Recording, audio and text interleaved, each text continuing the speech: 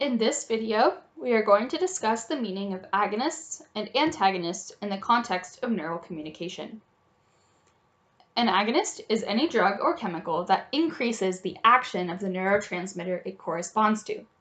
An antagonist interferes or decreases with the action of the neurotransmitter it corresponds to. The definitions of agonist and antagonist are specific to the actual mechanism of the drug. If it is a drug that increases overall transmission of that neurotransmitter, that would make it an agonist, regardless of the overall physiological outcome. For example, if you have an agonist of the sympathetic nervous system, this will have a similar outcome to an antagonist of the parasympathetic nervous system. However, the distinction lies in the mechanistic difference between the two. If it has an antagonistic mechanism, the drug is an antagonist.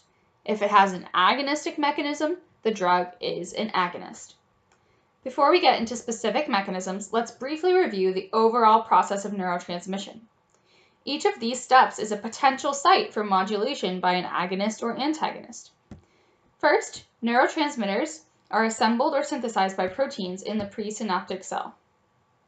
These neurotransmitters are loaded into synaptic vesicles, which are then pulled to the presynaptic membrane by snare proteins. The neurotransmitters will then enter the cleft and bind to receptors on the postsynaptic cell, eliciting some response within it. Eventually, reuptake channels will remove the neurotransmitters from the cleft, or the neurotransmitters will be broken down and their precursors will be taken back into the cell. Now, we're going to go through a few examples of agonist and antagonistic mechanisms at different stages of neurotransmission. For example, when you're dealing with neurotransmitter synthesis, an agonist that would affect this step of the process would increase proteins that synthesize the neurotransmitter, increasing the overall amount of neurotransmitters available to the neuron. An antagonist might destroy proteins that assemble the neurotransmitter, decreasing the overall level of neurotransmitters within that neuron. In the next phase, you can interfere with loading the neurotransmitter into synaptic vesicles. Synaptic vesicles are essential for the release of the neurotransmitters from the presynaptic neuron into the cleft. You can have an antagonist that would decrease neurotransmission by destroying these vesicles and preventing the neurotransmitter from being released into the cleft.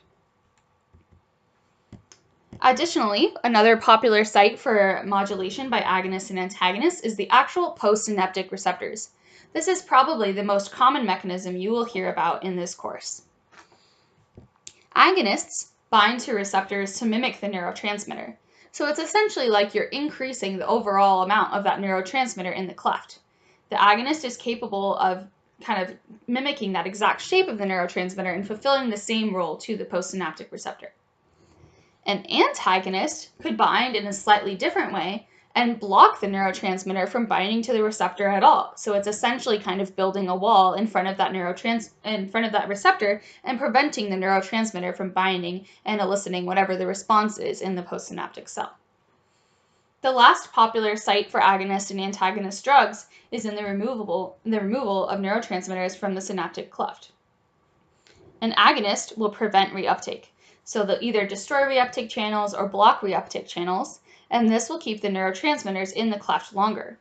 If you're not taking the neurotransmitter back into the presynaptic cell, the neurotransmitter will have more opportunities to stay in the cleft and bind to the receptors on the postsynaptic side. An antagonist would increase the action of reuptake channels, overall decreasing the amount of time the neurotransmitter is in the cleft and able to send its message. I hope these examples are helpful and help you distinguish between agonist and antagonist. Remember that the mechanisms between them are the key difference, not the overall outcome of the specific drug. Thanks for watching and good luck studying.